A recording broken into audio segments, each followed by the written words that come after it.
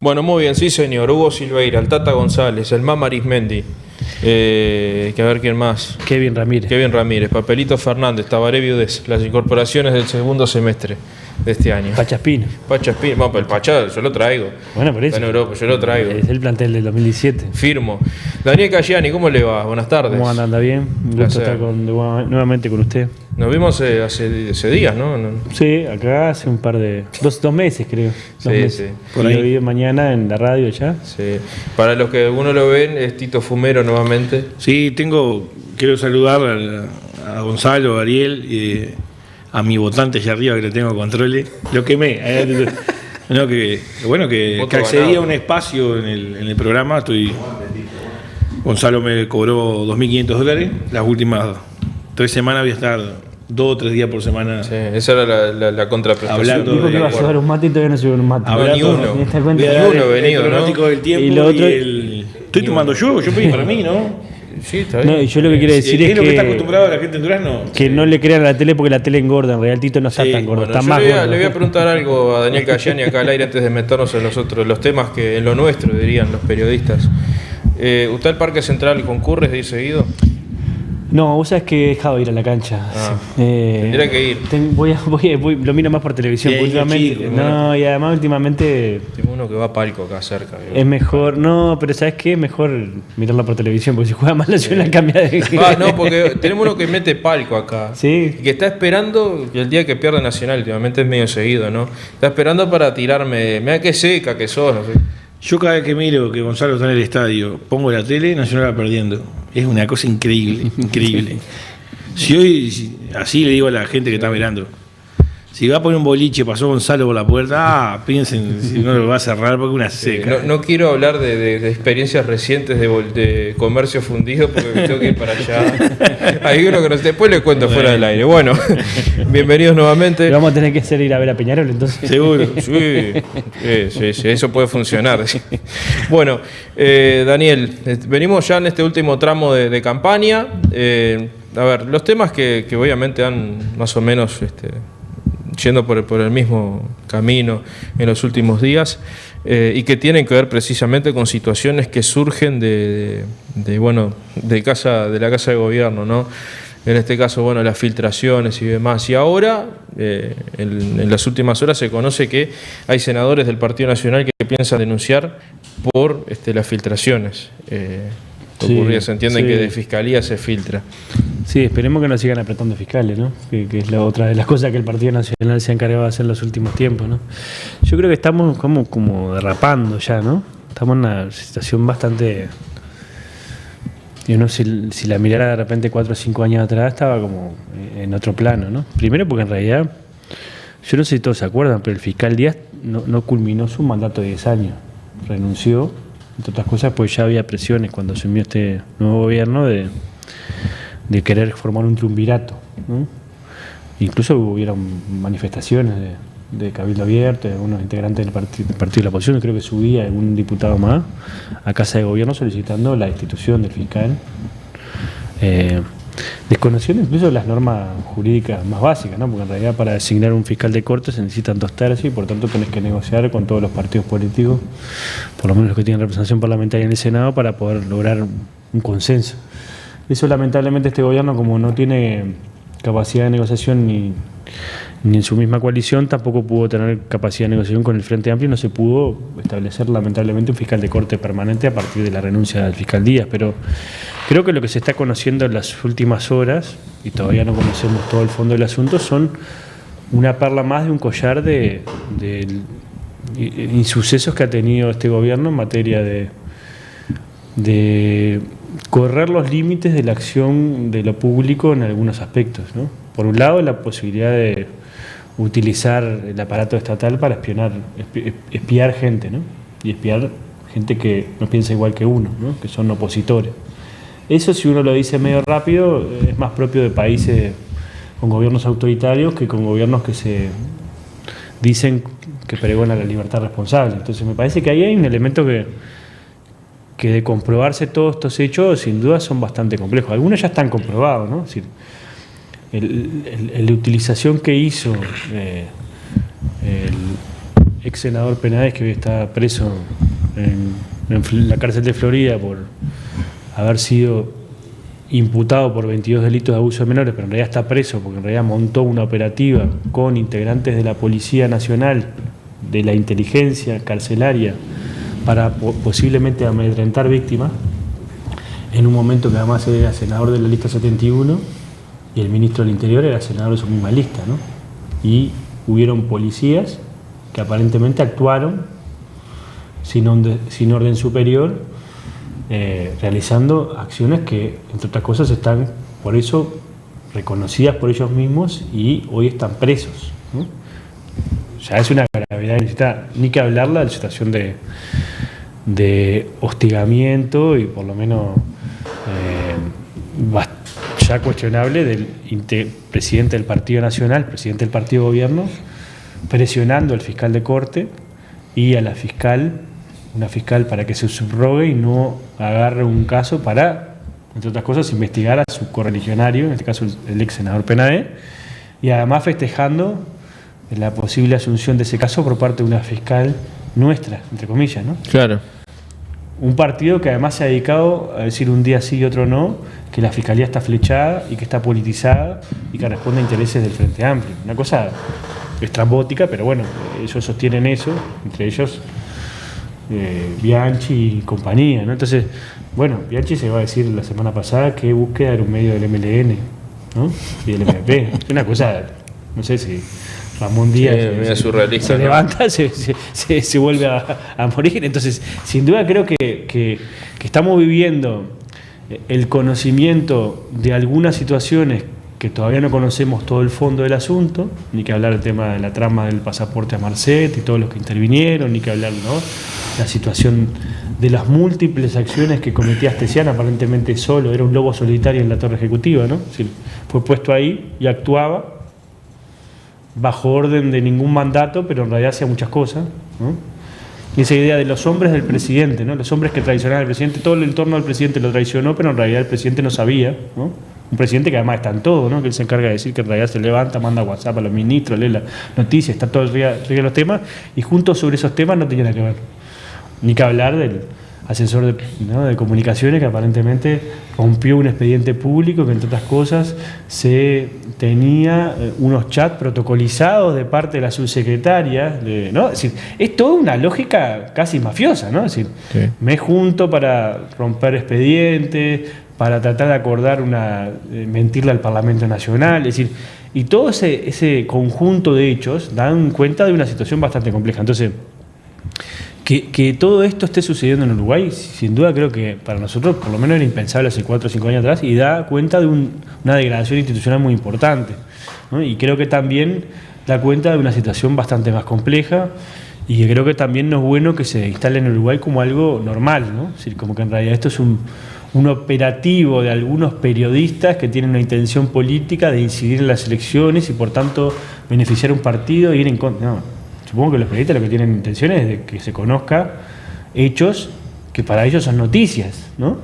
Entonces, pero bueno, creo que además discutir estos hechos sobre la base de que si hay delito o no delito es una parte de la discusión, y eso lo tendrá que saldar la Fiscalía y el Poder Judicial, pero después hay toda una discusión sobre la moral y la ética en la gestión pública, ¿no? Porque uno puede, en la gestión pública, hacer muchas cosas, muchas no son un delito, pero muchas pueden estar reñidas con la ética y la moral, ¿no? Claro. Y bueno, y esa discusión que quienes antes nos indilgaban que cuando eran oposición, que el gobierno tenía que prácticamente practicar una ética escandinava, ¿no?, en la gestión pública, ¿no? Nos olían incluso lo que hacíamos en todos lados, ¿no? Discutían hasta los gastos de todo, ¿no? Hoy, si no es delito, no se puede discutir, ¿no? Entonces, corrimos la discusión de lo que está bien y que está mal en el quehacer político, a si es un delito o no. Entonces, al final corrimos los límites hacia un lado que sin duda, por lo menos el Uruguay no estaba acostumbrado en los últimos tiempos. Y además estamos llegando al punto de, forzar a lo que no se pretendía. Yo recuerdo viejas discusiones dadas en aquel momento por la oposición y gobierno, que decían no judicializar la política. Bueno, entonces no queda otra si se quiere llevar ese plan. Judicializar la política ni politizar la justicia, que creo que es otra de las cosas que está haciendo el Partido Nacional. Todos los días cuestiona, el presidente de la República cuestionó que hay causas que van a 180 y otras que van a... Sí. ¿no? Y señaló qué causa. Pero, presidente, si usted es gobierno, si usted tiene y designa al ministro de Interior, dígale al ministro de Interior que presente todas las pruebas correspondientes para que se investigue y se llegue a la causa del asunto. Presente un recurso, diga que el fiscal no está actuando de buena manera, presente argumentos jurídicos, no políticos. Sí. No presione a la justicia, porque en realidad, para que eso se pueda encauzar, hay acciones judiciales que se puede hacer por parte del gobierno nacional. No las hace. Porque lo que le interesa es otra cosa. Entonces, creo que sin duda ahí hay elementos que por lo menos a nosotros nos preocupa. De todas maneras, a lo que nosotros también estamos preocupados es que entre esta situación de descomposición institucional, yo siempre recuerdo una frase de Aparicio Saravia, es la patria es dignidad arriba y regocijo abajo, y parece estar invertido esa situación, en algunos por lo menos áreas de gobierno. Yo creo que lo que nosotros tenemos que ver es también cómo está viviendo la gente esta situación.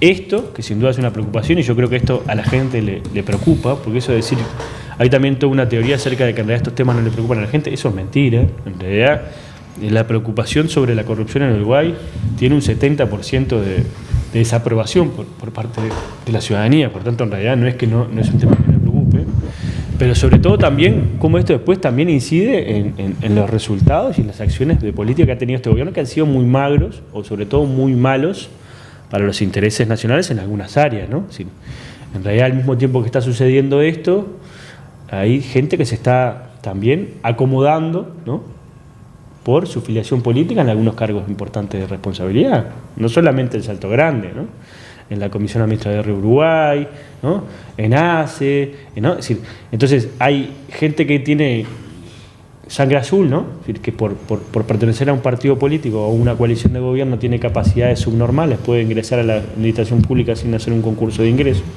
Además después uno puede de repente ir a dar una mano a alguien que está haciendo la responsabilidad política y ser asesor, y eso me parece que es legítimo. Esa no es la discusión es entrar por la ventana y quedarte después atornillado como funcionario público, ¿no? Sí. Que eso creo que también es parte de la práctica que se está instaurando, que los gobiernos departamentales está mucho más naturalizado, y ya sabemos que en el interior del país también, pero que en realidad en la administración pública se había intentado por lo menos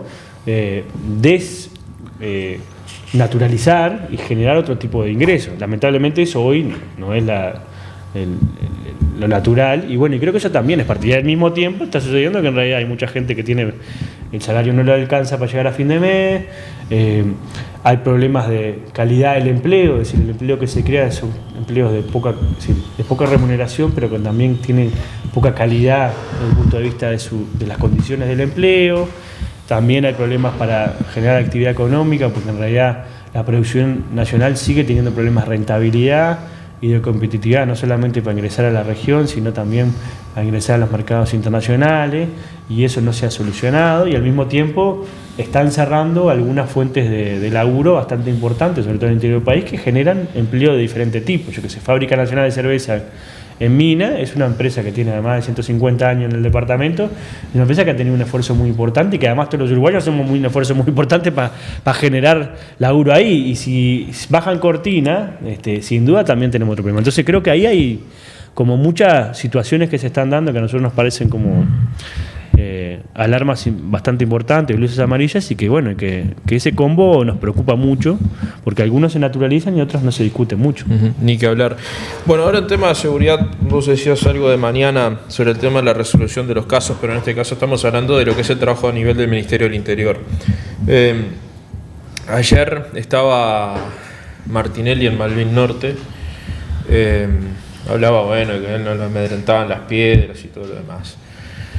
Siempre se ha señalado, por ejemplo, ese punto de Montevideo, ese barrio, como un lugar conflictivo, bueno, se ha hecho hasta una especie de estigmatización. Pero lo cierto es que ahora se ha empeorado más aún por la presencia, y esto me consta por testimonios de vecinos de la zona, de gente que trabaja más en lo territorial, incluso de la propia policía, que hablan de que ha aumentado, no en cantidad, sino en la complejidad de los hechos, en los robos, en lo que son las rapiñas, y ni hablar también la cantidad de los homicidios, cómo se están dando. Y además lo que es el hecho del ingreso de personas cada vez más jóvenes a las bandas.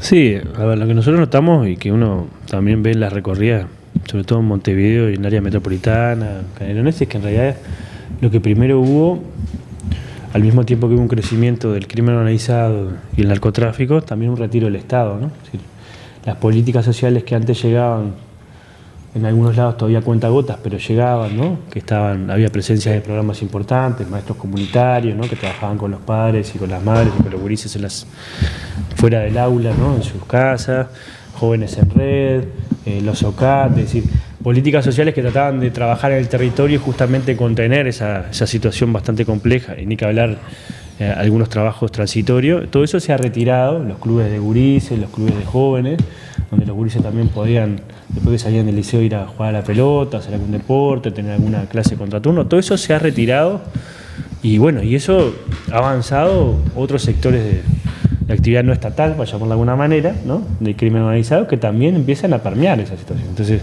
si vos tenés por un lado un retiro del Estado y una presencia mucho más importante de otros sectores de actividad que no son quizás legales, después termina generándose una situación de mucho más violencia y sobre todo de mucha más precariedad en las condiciones de vida de las poblaciones, porque en realidad no solamente la gente vive ahí, sino que convive en una situación de bastante, por lo menos, situación de impunidad, porque saben que muchas de esas cosas están sucediendo, pero no se terminan resolviendo y muchas veces terminan teniendo miedo de denunciar esa situación a la policía.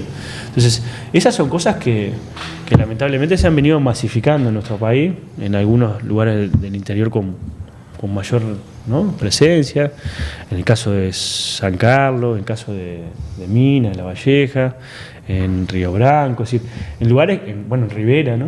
En Rivera, situaciones complejísimo, bastante complejas, una media de asesinatos mucho más alta incluso que en Montevideo. Entonces, hay situaciones donde en realidad ahí hay una falta de presencia, no solamente de la policía, sino de todo el Estado. Y bueno, y eso creo que también es parte de lo que están denunciando la sociedad. Es decir, se ha conocido incluso no solamente casos de asesinatos, como pasado en las últimas horas con una familia en el barrio Maracanaya, Montevideo, donde asesinaron a 4 personas con 100 casquillos de bala tirados en el piso, sino que en realidad se ha conocido incluso de asesinatos a gente que ha denunciado Boca de Pasta Base en las comisarías, ¿no? Por parte de los propios narcos, ¿no? Entonces, cuando eso se instala en nuestra sociedad con mayor repercusión y con mayor crudeza, está muy bueno el mate, sin duda eso también después termina generando otra cosa que es mucho más que la violencia, que es la impunidad, ¿no?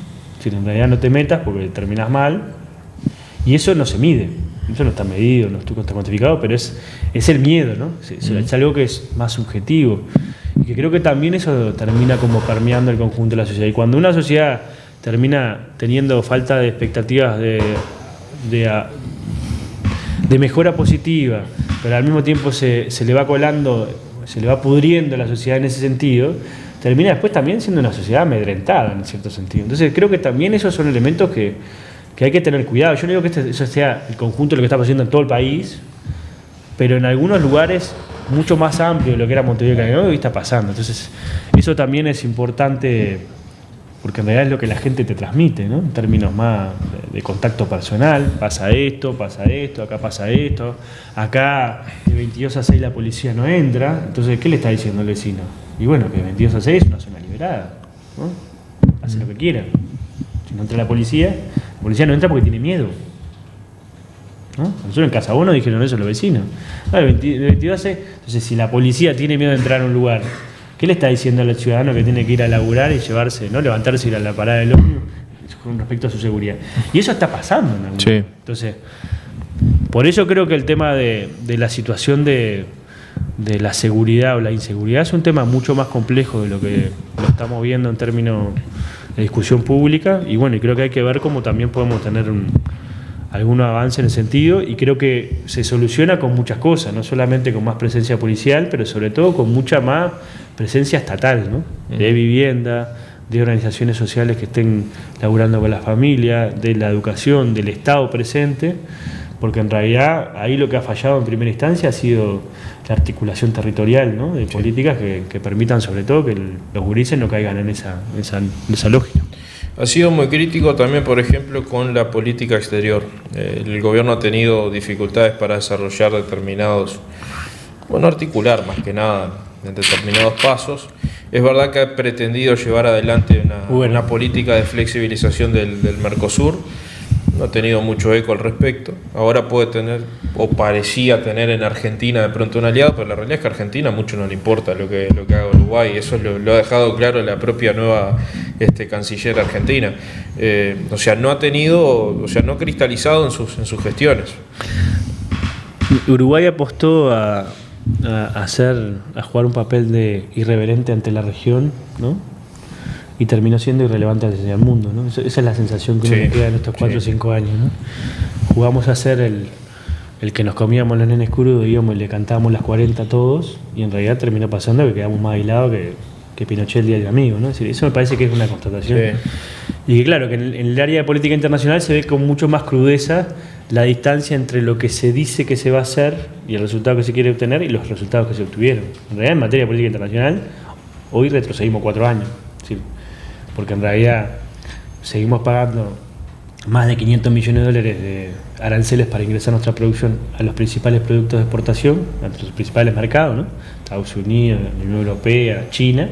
No avanzamos ni un tranco de pollo en eso, pero además al mismo tiempo terminamos retrayéndonos en términos de relacionamiento internacional. Hoy por Uruguay no pasa ni el oro, ¿no? Si antes de repente iban a Buenos Aires y cruzaban a hablar con el presidente. Con Mujica ni te digo porque era un rockstar, pero de repente con Tabaré Vázquez, es decir, por lo menos estamos presentes en algunos diálogos importantes. Hoy, la verdad que el presidente sí se junta a comer asado, pero no se pudo ni juntar ni con Milei ahora a comer un asado. Es decir, imagínate, ese es el estado de situación que yo no digo que además la calle piense parecido a Milei, ¿no? Yo creo que en eso por lo menos hay cierta por lo menos distancia en un foro incluso de la misma sintonía ideológica dio un mensaje bastante menor. Yo creo que comparado estamos años luz, pero ahí me parece que hay como también, fíjese que el aliado más importante que ha tenido Uruguay en términos comerciales y ahora en términos de acuerdos binacionales para hacer algunas cosas ha sido el Brasil de Lula,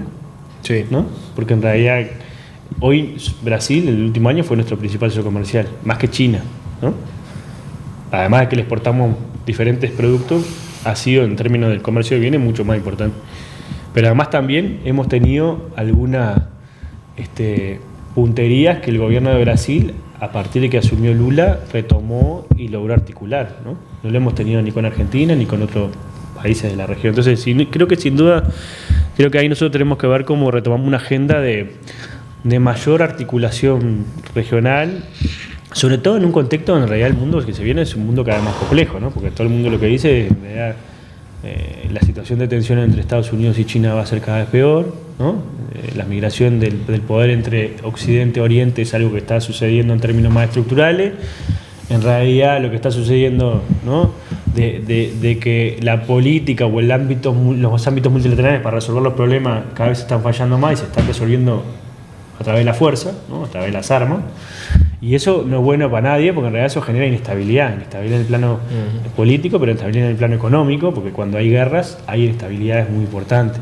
Y sin duda creo que eso, si se instala cerca de aquí, también es un problema para la seguridad de toda la región, porque la guerra tiene consecuencias en el ámbito no solamente económico, sino en el ámbito migratorio, ¿no? Son todas inestabilidades que el Uruguay, que es un país que básicamente no produce todo lo que consume ni consume todo lo que produce, necesita del ámbito internacional y sobre todo la inserción económica de manera muy importante. Entonces creo que ahí hay elementos que el Uruguay tiene que ver como si nosotros podemos jugar alguna carta un poco mejor, que es tratar de, dentro de nuestra realidad, que somos un país bastante chico, exportar nuestro principal producto de exportación, que es, ¿cuál es? El entendimiento, es el diálogo político, es la capacidad de articular a los que piensan diferente para que se pongan se puedan poner de acuerdo. Y creo que eso es un elemento importante. El diálogo, la paz, en un momento donde el mundo va hacia otro lado, puede ser una cantidad interesante. Y además después si podemos venderle carne, celulosa, lácteos, bienvenido sea, porque eso también es parte de lo que nos va a la vida y eso también lo tenemos que hacer bien.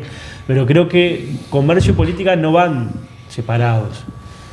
Creo que en el mundo que se viene va mucho más juntos. Ahora, pero ha sido difícil sincronizar eso en el Mercosur, porque la realidad es que más allá del fracaso evidente, notorio, innegable del gobierno, tampoco desde el 90 que se creó el Mercosur no ha funcionado hasta el día de hoy. No ha tenido un éxito, no ha tenido un gran acuerdo.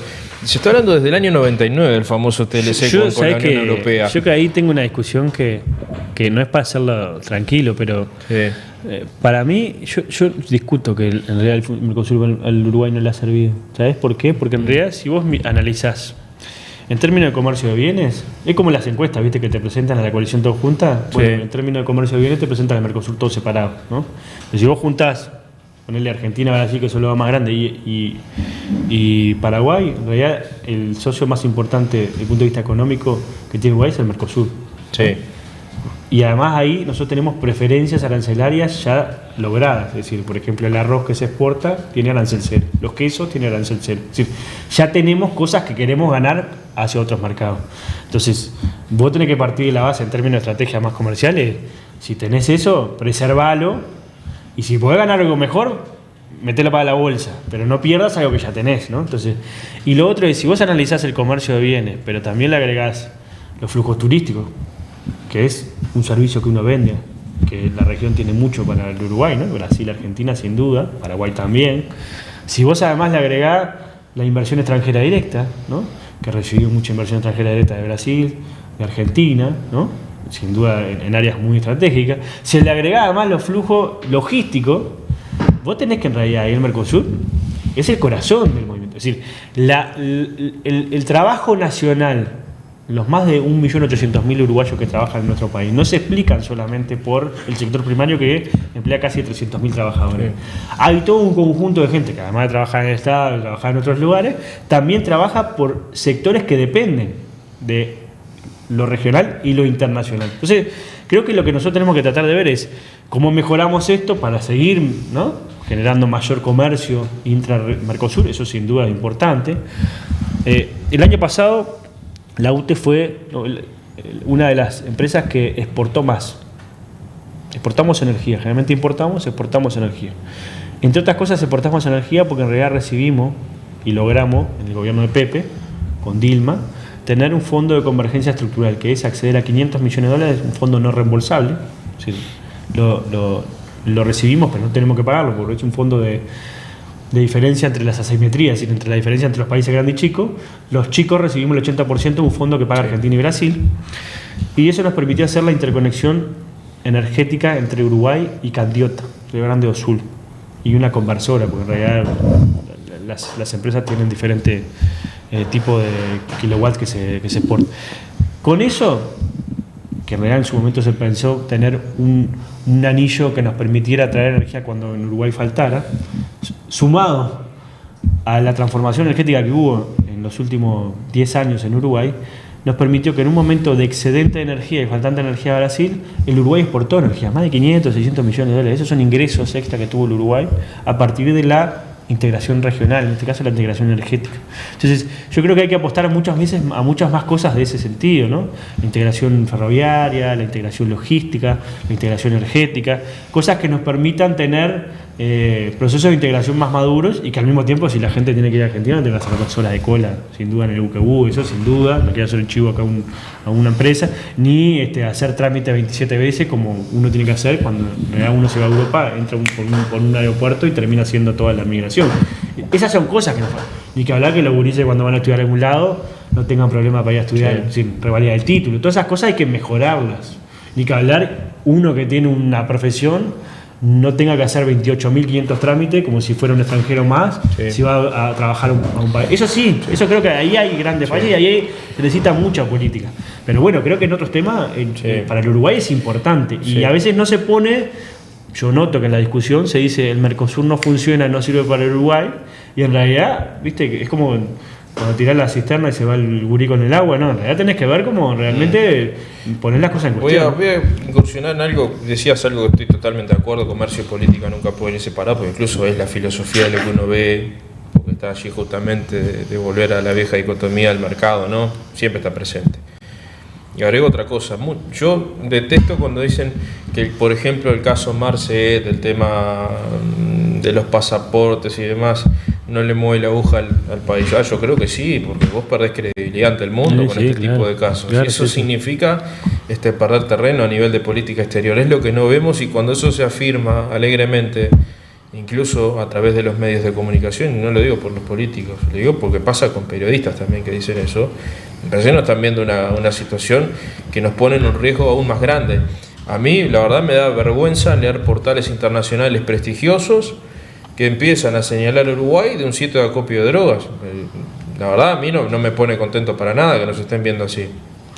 No, y además yo creo que termina ubicándonos en un lugar donde en realidad el Uruguay ha intentado siempre posicionarse de manera diferente. Sí. Es decir, porque en realidad, a ver, nosotros vivimos donde vivimos, la región no la elegimos y los países no se mudan, pero bueno, siempre nosotros intentamos construir con nuestras luces y sombras como país, ¿no? Esta es una acumulación positiva, diría, del Uruguay, claro, ¿no? que trasciende incluso fronteras partidarias, algún posicionamiento de ser un país respetuoso del derecho internacional, de los derechos humanos, bueno, de la solución pacífica de las controversias, ¿no? Primero porque además no meternos en asuntos internos de otros países. Fíjate que vivimos al lado de dos grandes países y nos empezamos a opinar sobre los problemas internos de los países, donde ellos opinen sobre nuestros problemas ya se nos complica un poco. Entonces creo que también hasta por un tema de autodefensa, ¿no? Es decir, entonces creo que muchas veces no ver que el Uruguay lo que exporta hacia el mundo es seriedad, y que cuando se daña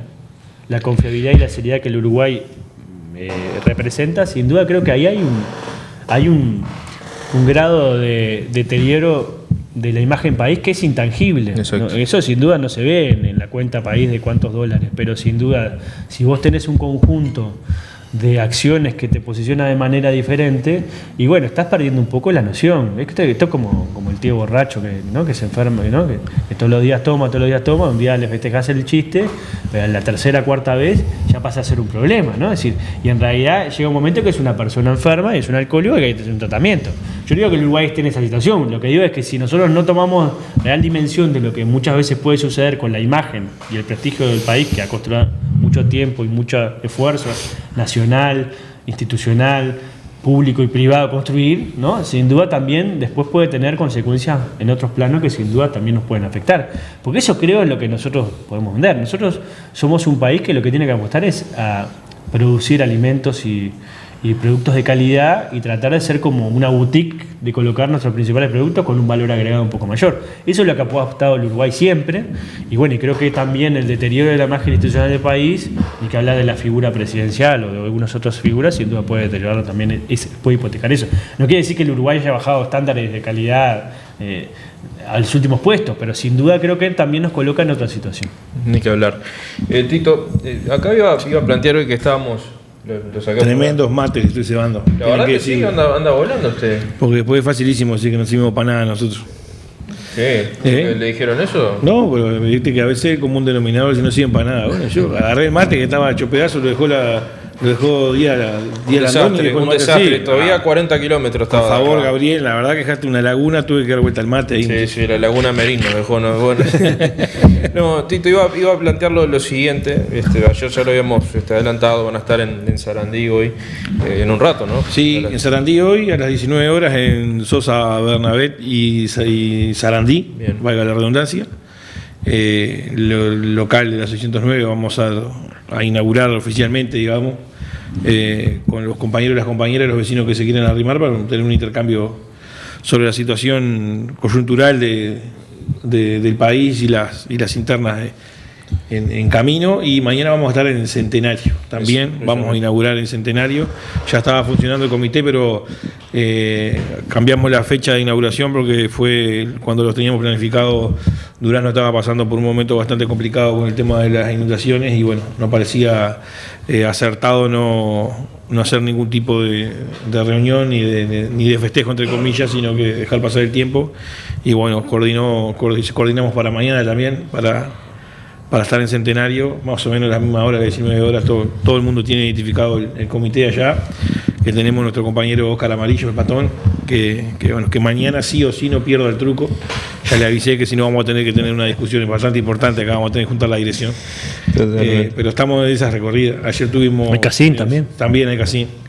Estuvimos en San Jorge, estuvimos en Carlos Reyes hasta última hora de la tardecita, recorriendo, conversando con los compañeros y los vecinos para lo que se viene. Exactamente. Hoy dijiste también en la radio, nos metieron ahí de callado el tema ley de medios. La otra vez se lo planteaba al Pacha, cuando andaba por acá. ¿De callado no, de pesado? ¿No? De pesado. Sí, también fue entre gallo y medianoche, entró eso. Ahora apareció el trancazo del Partido Colorado. Yo digo, esto termina en el veto milagroso para que todos terminemos diciendo que bien el presidente que vetó el disparate que puso Cabildo Abierto.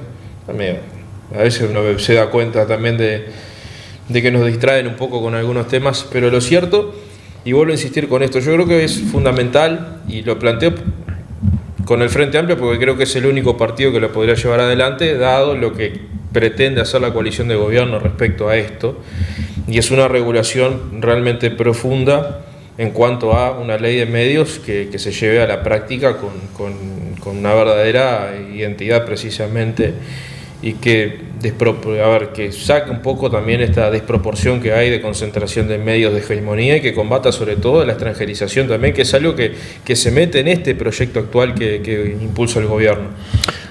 Sí, a ver, yo creo que no es para nada inocuo el artículo 72 que metió Cabildo Abierto últimamente en la ley, ¿no? Porque en realidad, por primera vez el Parlamento Nacional, en este caso el Senado de la República, esperemos que el diputado no lo haga, vota un artículo que, entre otras cosas, regula los contenidos de la comunicación, ¿no? Si le dice a los periodistas qué es lo que pueden opinar políticamente. Es un disparate desde el punto de vista. Si fuera propio de otros regímenes, sería por lo menos un poco totalitario, ¿no? Y algunos dicen, bueno, en realidad no hay problema porque esto no tiene ningún tipo de sanción. Sí, hay sanciones de la propia URSEC, y además, eso es una ley. Si un periodista no lo cumple, la persona que se sienta legitimada como para realizar puede hacer una acción penal, ¿no?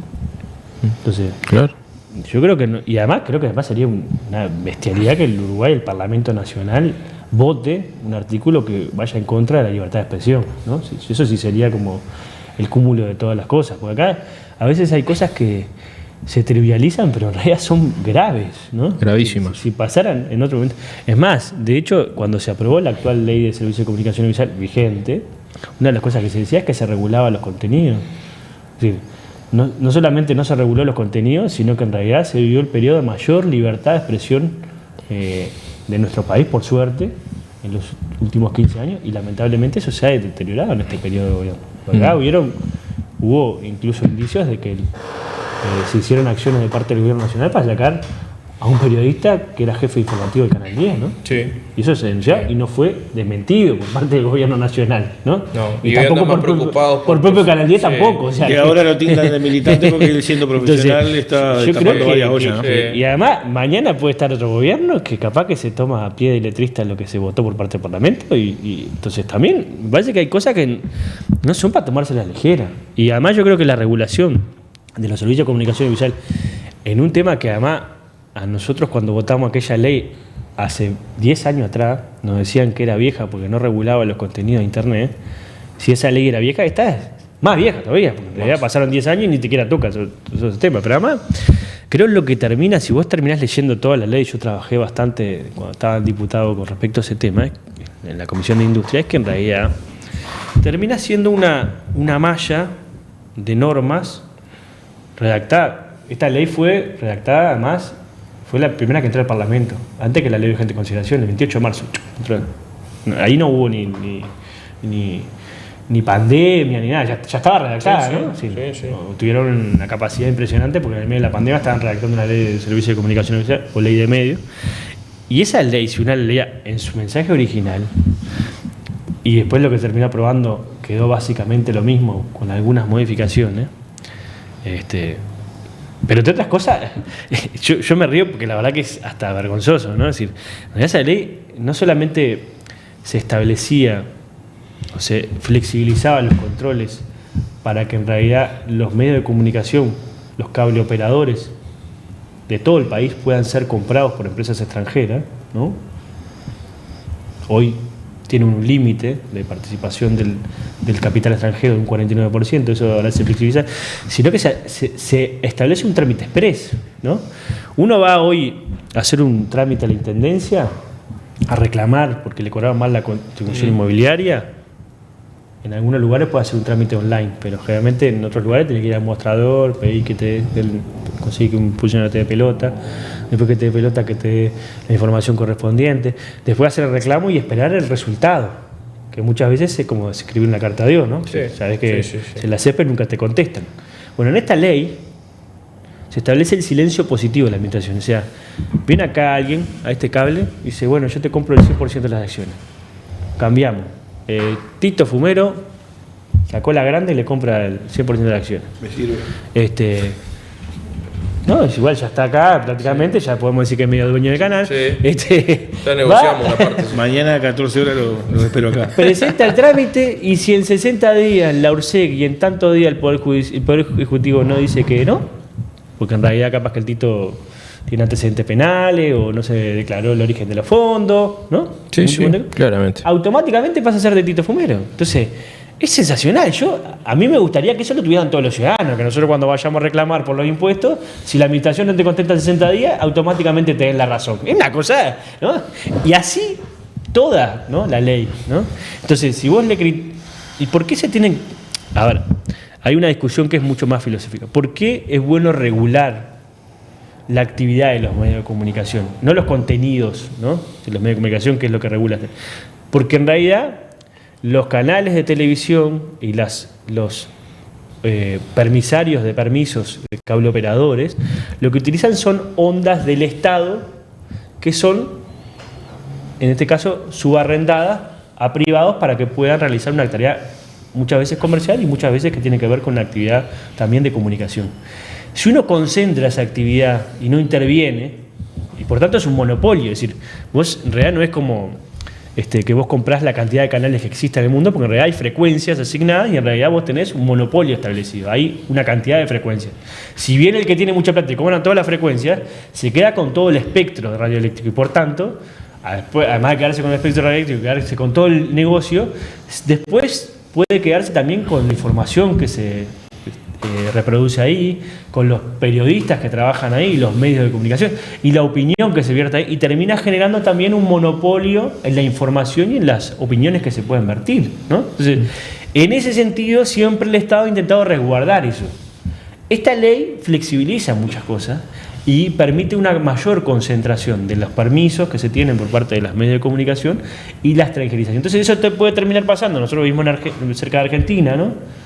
Que de repente algunos canales de televisión argentina andan con un poco de dinero, pueden venir acá, comprar y terminamos siendo una provincia argentina en términos comunicacionales. Yo no quiero eso para el Uruguay. Yo quiero que justamente haya uruguayos y uruguayas que puedan justamente laburar acá, periodistas que puedan laburar en el interior del país, en todo el país, que puedan tener capacidad para que pueda haber la mayor cantidad de opiniones y que haya pluralidad en la información que exista, y después que el ciudadano haga el zapping. Sí, claro. Algunos hace con los canales, hoy se hace por el teléfono, y pueda también haber mucha diversidad. Esta ley lo que termina, si uno la lee en su totalidad, termina como generando eso, que se puede concentrar y extranjerizar. Entonces uno termina haciendo un paquetito y vienen los grandes de otros países y te pueden... Y creo que después termina siendo una vía oblicua para privatizar Antel, ¿no? Que es otro de los temas que sin duda, y los negocios de Antel que son muy importantes. Entonces creo que hay cosas que hay que verlas con mucho, porque a veces una ley se dice que es para fortalecer, y dice, bueno, hay que fortalecer a los cableoperadores del interior del país. Estoy de acuerdo. apliquemos la ley que votamos para que haya publicidad oficial en los canales de televisión y en los medios de comunicación. Todavía se aplica muy poco, ¿no? Sí. El 70-30 llega muy poco. Sí, sí. Estoy de acuerdo, fomentemos que en realidad los cableoperadores puedan tener mayor capacidad para poder desarrollar más programas con contenido nacional, claro que sí. Fomentémoslo, hagamos fondos concursables, podamos, ¿no? Tratemos de que se mejore la infraestructura, pero eso de que en realidad, como los cableoperadores están medio mal y que entonces en realidad como termina siendo un negocio que se está pasando de moda, entonces démosle el negocio de la fibra óptica, porque así le damos un negocio que le puede permitir rentabilizar parte del negocio. Me parece que puede ser bueno. Ahora, quien tiene un permiso de cableoperador, ¿sabe tener un servicio de asistencia de internet, de asistir a internet? Yo creo que no necesariamente es lo mismo. Es como decirle a un carnicero, mire, vos, la carnicería está tecleando, te voy a dar un permiso para tener un frigorífico. Y bueno, capaz que te sirve, pero capaz que no, porque no tenés la infraestructura, no tenés la capacidad, no es lo mismo un negocio que el otro. Es decir, pueden ser de la misma cadena. Entonces, creo que también ahí hay todas discusiones que lamentablemente no se pudieron dar, porque esto se hizo entre gallos y medianoche, se aprobó así como el anca de un piojo. Estos temas generalmente no se debaten porque generalmente no hay necesidad por parte de quienes lo promueven de debatirlo democráticamente. La otra ley, o la ley que está vigente, se debatió hasta de canto en todo el país, ¿no? Sí, se la vendió como que era el horror de la vida también. Y se hacían programas de televisión y te invitaban y discutían, y eran 5 o 6 a favor y 1 en contra, Sí. ¿no? Al revés, eran 1 a favor y 5 o 6 en contra, y discutíamos. ¿Esta ley? Ni se habla. Ni se habla, es así. Daniel, un placer, como siempre. No, muchas gracias a vos, disculpa que a veces uno es medio larguero las respuestas. No, a mí, al contrario, para mí viene bárbaro. Gracias, Tito. Por favor, nos vemos mañana a las 14:10, ando acá más o menos, para el ¿Cómo público no? que está ahí. Ya cambiamos el conductor. Y si Ariel se agarró una tosecita y tuvo una semana sin venir. Ojalá no venga más. No, Bueno, Ariel, no. Espectacular. Vamos a decir las cosas como son. El único que te defendió ayer fui yo. Porque te pegó por todo, te pegó por defensor, por todo te pegó. Bueno, eso ya con que se hincha defensor ya es motivo suficiente para pegarle todo el ¿Dónde día. quedó la tolerancia? Sí, vamos a hacer. Qué cosa. Pausa y volvemos, venimos para el cierre.